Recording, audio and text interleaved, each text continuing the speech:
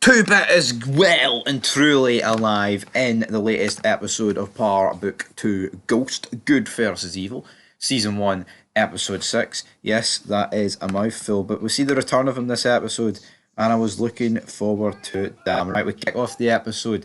We've got Sax and the big man discussing how this court's going to go. Pretty funny dynamics. They're talking about the jurors. We then get this montage about how they're picking like the perfect jury to get Sasha off, and then as soon as Sasha's off, we're going to arrest that little punk, Tyreek. But obviously, they don't really care too much about Tyreek. Tyreek's then in school.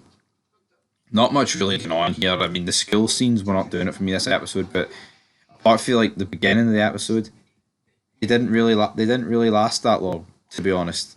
And that's what I liked about this. And then we get a montage of Sax going to Two-Bit, and then the attorney going to Two-Bit. Sax manages to weasel a deal to get Two-Bit pretty much released as he testifies against Sasha, but because he signed this thing, and then in the actual court case with Tasha, he doesn't actually he denies everything, but then he like implicates that he knew Tyreek and how Tyreek was involved with the wrong sort of people, and Tasha, as this is going on, kinda like looks at it like, maybe maybe that could be bad because Davis told her that Two-Bit didn't know Tyreek. But I mean, you think she would catch on here, and also the fact that they're using Blanca Rodriguez here as well. Well, Davis says things are not going according to plan. Kane, meanwhile, is kind of freaking out the fact that Tyreek has been jobbing out lately. So he's like, you know what, I'm going to pay Tyreek a visit, even though Tyreek's not really doing much.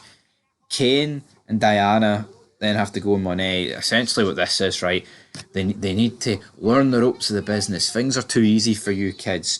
You just get your money and stroll about like you've got money. But the problem is with Tyreek, though. Kane thinks that she's sleeping, that his sister's sleeping with Tyreek, when in reality it's his brother's actually gay. But does Kane know his brother's gay? I don't think he does know his brother's gay, which could be a bit of a problem later on for Drew. But yeah, as him and Diana are like sorting the drugs out, his boyfriend keeps ringing him, and then he goes over.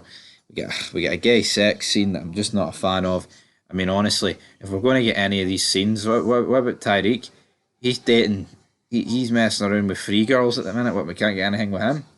But it has to be the gay sex scene, damn it. Good versus evil. And all I'm seeing right now is pretty evil. Sax tells Riley to back off and pretty much says to her that you have to split up with Braden, but obviously she didn't. I don't want to split up with Braden. Kane then shows up as Braden's confronting his brother Trace about stealing his drugs, and then Braden tries to like lap this off. He's like, you're Kane, aren't you? Yeah, me and Tyreek are doing this. And obviously Kane does not like the fact that his name is in Tyreek's mouth, and these kids up at this school know about him. So Kane takes these two, and in pretty funny scenes, like he forced them into being corner boys. Now Braden actually works and manages to sell everything off, but Trace is freaking out. He's like, this is like Die Hard 3, man.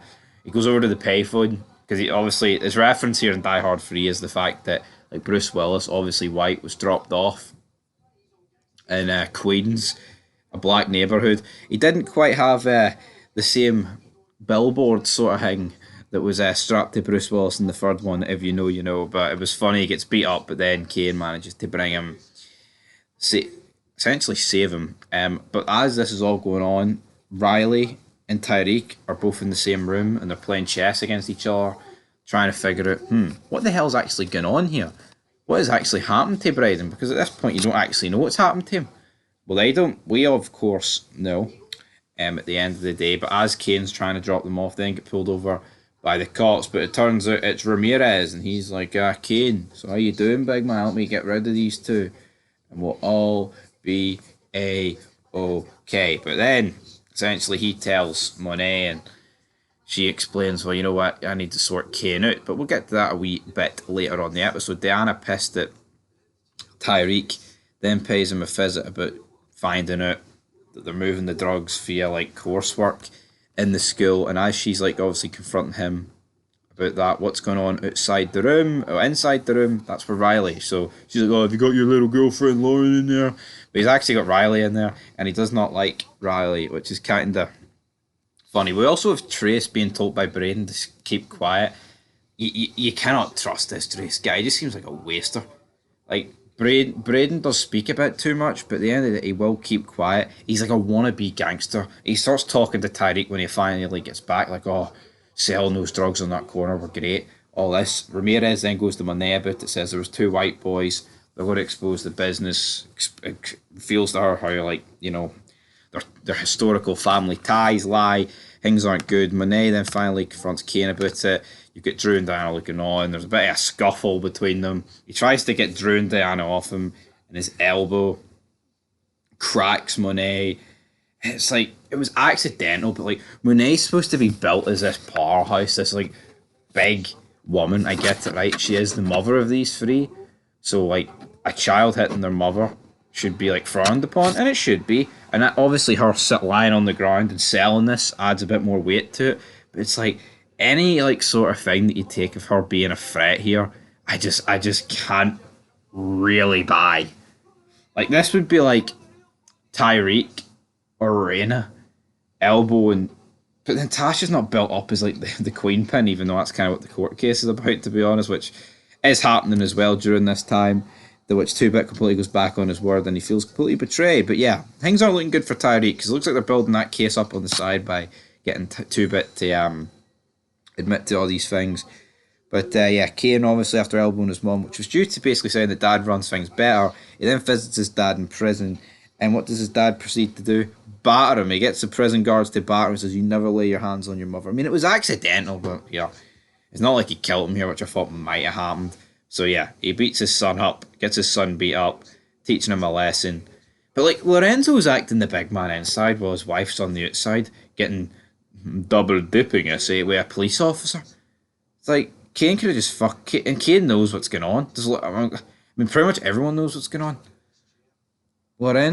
Kane could have just fucking sold out his mum, been like, "Ah, well, you're acting the big man in here, but it's all going to shit out there." Meanwhile, the Democratic Party are not too happy with Sachs' performance, getting 2-Bit, a known criminal, to walk out, and that's how we end the episode. We see the watch that he stole at the obviously that heist they did at Truth. There was emphasis on that at the beginning of this episode and emphasis on it at the end, so maybe 2-Bit will end up going back to jail because they'll realise one of the watches he stole and the watch that he is wearing is connected to that robbery. But anyway, guys, probably the best episode of Power Book 2 for me. I really enjoyed the court scenes, and there was a lack of like classroom stuff, and for me, that really made the episode a wee bit better. But anyway, I'm going to give this episode a 7 out of 10. Till next time, peace.